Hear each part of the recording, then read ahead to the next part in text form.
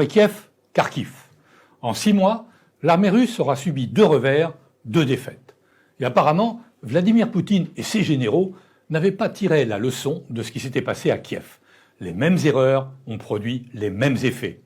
Un renseignement déficient, une surestimation de ses forces et une sous-estimation de celles de l'adversaire. Aujourd'hui, la contre-offensive éclair des Ukrainiens à Kharkiv a mis en lumière les 4 infériorités de l'armée russe. Infériorité dans le renseignement, infériorité dans les motivations des troupes, infériorité en nombre de soldats. Aujourd'hui, l'armée ukrainienne a des effectifs nettement supérieurs aux troupes russes engagées en Ukraine. Infériorité enfin dans le matériel. Les armes occidentales, plus sophistiquées, plus électronisées, ont fait la différence. En fait, l'armée russe est restée au temps de l'époque soviétique. C'est une armée qui ne s'est jamais battue face à une autre armée bien équipée. En Syrie, à Alep, ce sont les Spetsnaz, les forces spéciales russes infiltrées chez les djihadistes qui ont fait le boulot avec l'appui de l'aviation. En Tchétchénie, c'est Kadyrov qui a vaincu les rebelles. Et en Géorgie, il n'y avait personne en face.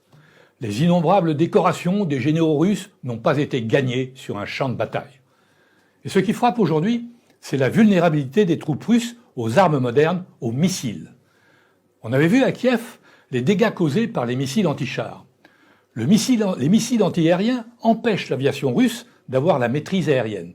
Leurs pilotes et ceux des hélicoptères ont la hantise de se faire descendre à quelque altitude que ce soit.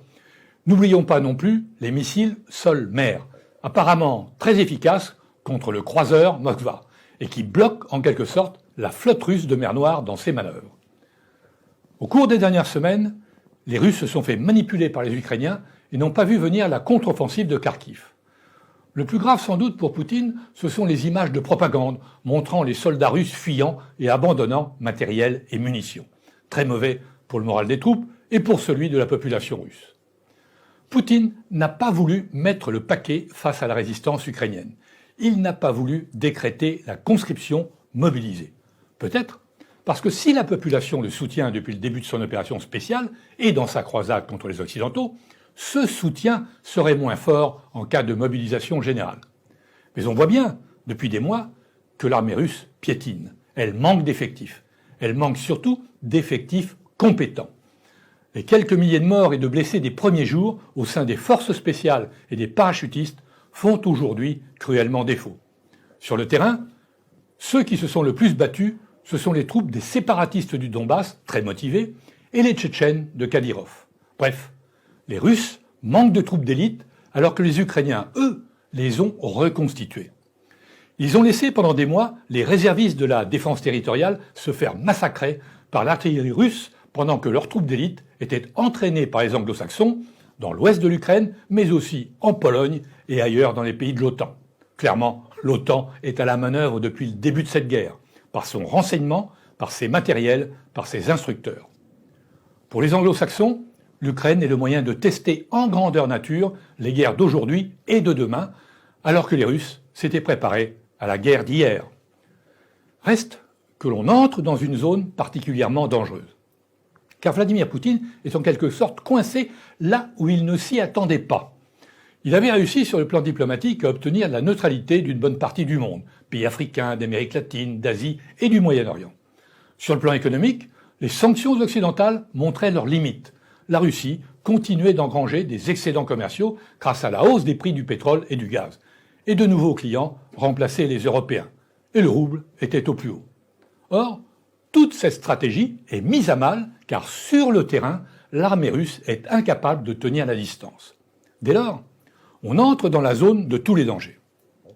À Moscou, la faction ultranationaliste, qui n'est pas négligeable, va pousser Poutine à décréter la mobilisation générale et à se lancer dans la grande guerre patriotique avec tous les moyens nécessaires. Mais on ne bâtit pas une armée moderne en quelques semaines ni en quelques mois.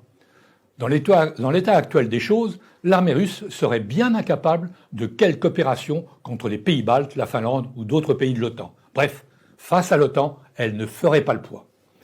La tentation serait grande alors de passer à un stade supérieur, pour peu que les Ukrainiens poursuivent leur offensive face à la désorganisation des Russes.